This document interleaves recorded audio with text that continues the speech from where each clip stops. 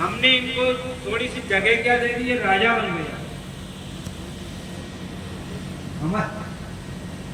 हमने इनकी उपेक्षा करके इनको थोड़ी जगह मिल गई और राजा बन गए और हमारे ऊपर हुक्म चला रहे हैं।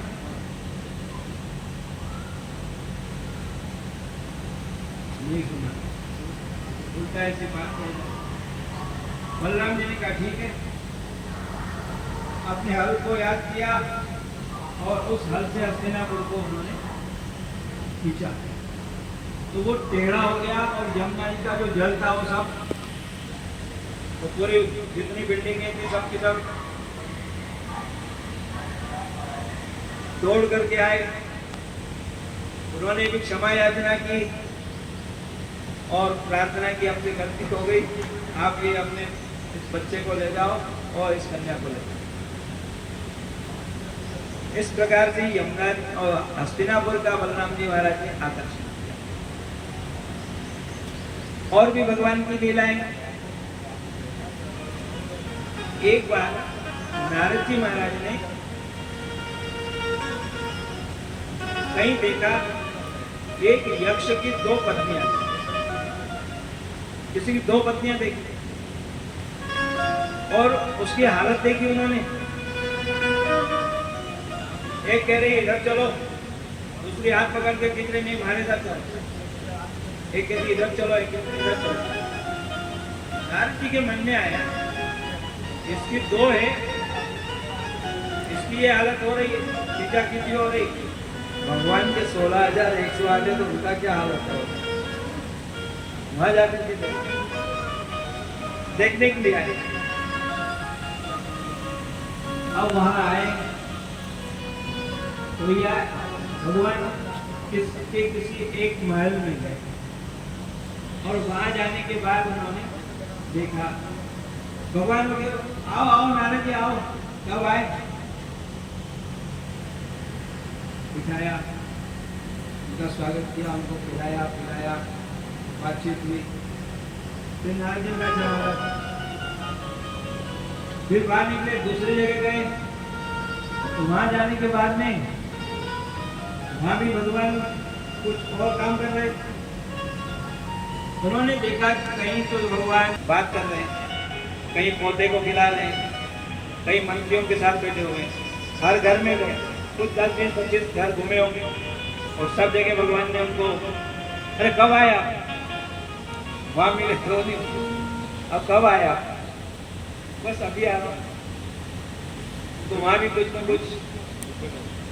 तो उन्होंने ये देखा कि भगवान हर जगह पर है, हर एक महल में भगवान अलग अलग काम कर रहे हैं। कई मंत्रियों के साथ सलाह हो रही है, कहीं जो है वो दान कर रहे हैं, कहीं जो है वो कुछ शास्त्र पढ़ रहे हैं, यज्ञ, कहीं दान दे रहे हैं। और रोज फंक्शन,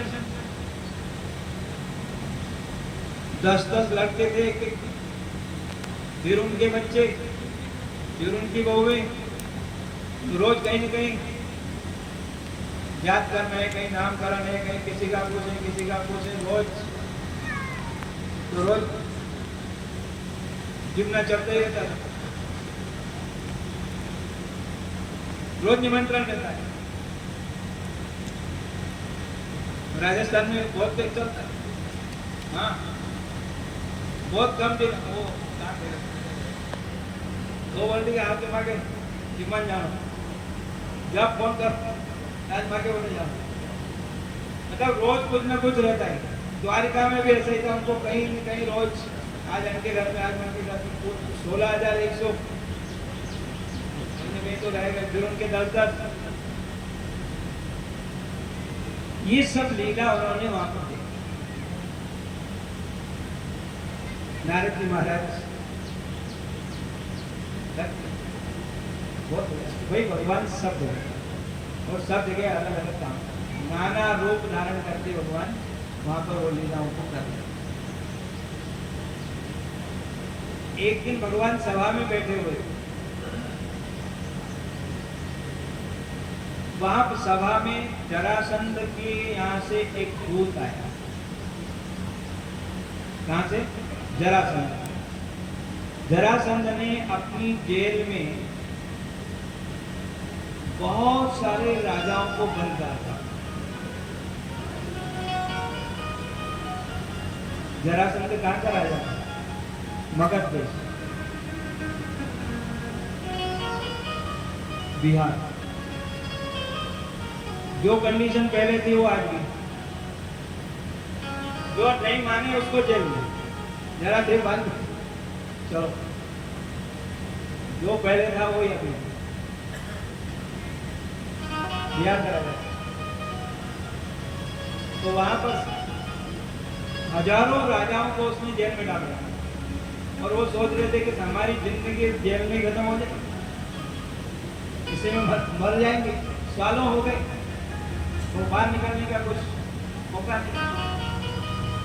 तो उन्होंने एक दूत उसको समाचार दिया, भैया जाकर के भगवान से हमारी प्रार्थना करो, भगवान को कहो इस प्रकार से हमारा कल्याण करे। वो दूत वाले काम करता। इधर नारद जी महाराज पांडवों का समाचार दिया। पांडवों ने कहा महाराज हम एक यज्ञ करना चाहते हैं, राजसूय यज्ञ। तो आप वहां पधारे, तो आपके बिना यज्ञ तो कैसे हो सकता है? तो नारद जी ने अपने ढंग से बतलाया कि राजसूय यज्ञ के द्वारा आपकी वो पूजा करना चाहते हैं, इसलिए मैं उनका समाचार लेके आया।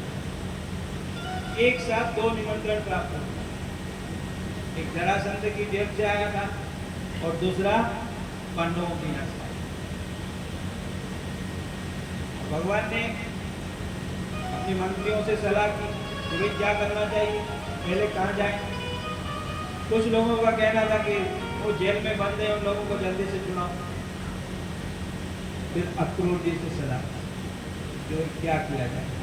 तो बोले महाराज आप पांडवों के यहाँ जाओ, क्योंकि वो राजसूय यज्ञ कर रहे हैं। तो राजसूय यज्ञ में पहले सब दिशाओं को जीतना पड़ेगा, सब राजाओं को जीतना पड़ेगा। तो उसमें जरासंध भी आ जाएगा, एक बंद दो काज हो जाएंगे और आपका यश भी बहुत बढ़ेगा। अब भगवान ने बड़ा अच्छा हो रहा है। भगवान ने वही अपने 8 पटरानियां उनको कहा, रानियों को भी थोड़ा कि ऐसे यज्ञ है वहां पे और उस यज्ञ में जाना है, तैयारी करना। अब वो 16,108 सब तैयार। जब से मैं शादी करके आई, जब से विवाह करके आई, तब से इस घर के बाहर, इस द्वारिका के बाहर में क्या दुनिया है वो पता नहीं है। इसके बाहर कभी काम ही नहीं पड़ा बाहर जाने का, यही सब आना। तो आज ये मौका आया है, तो हम सब लोग चलेंगे। अब वो अकेली तो थी नहीं। उन्होंने विचार किया कि मेरे को इतने सालों में कभी बाहर जाने का